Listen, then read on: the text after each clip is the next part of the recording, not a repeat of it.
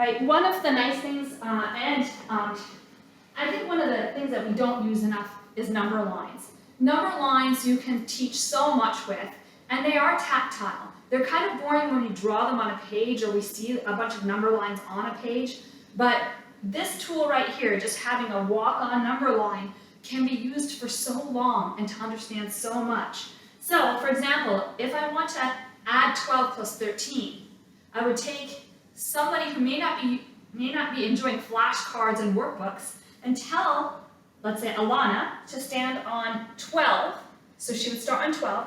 You would have to show on the board that you're taking 12 plus 13 equals so that she connects the tactile motion of walking on this number line with the actual writing 12 plus 13. Those two things always must be there together.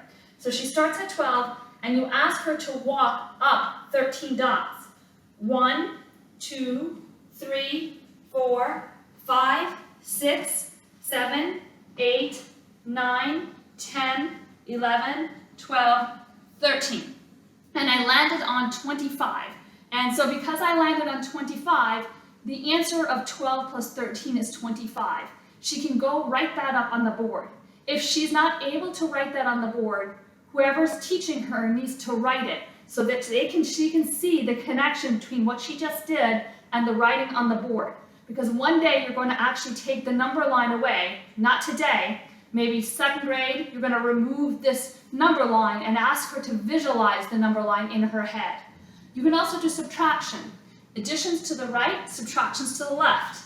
So if I had 25 minus 13, I'd start at 25 and walk to the left 13 steps. 1, 2, 3, 4, 5, 6, 7, 8, 9, 10, 11, 12, 13. And I land on the number 12. And so she can go back and forth between addition and subtraction. RA2, I just mentioned Alanna because she looks so sad when she's sitting with flashcards and books.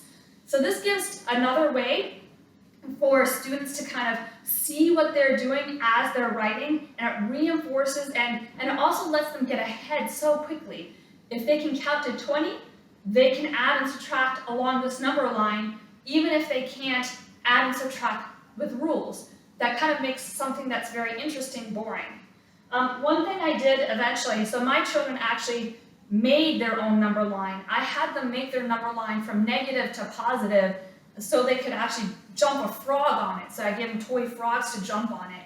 And the negative numbers is something that students drop off on in elementary school. So if you made actually the negative side as soon as you can, had them draw it, then, or you could take even something like this and print it out and redo it so that it's negative.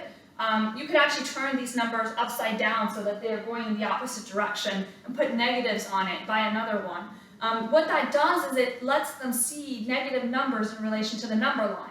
Eventually what we did is we actually put in fractions inside the 0 to 1 so that we could talk about fractions and really cutting up the interval 0 to 1 into pieces.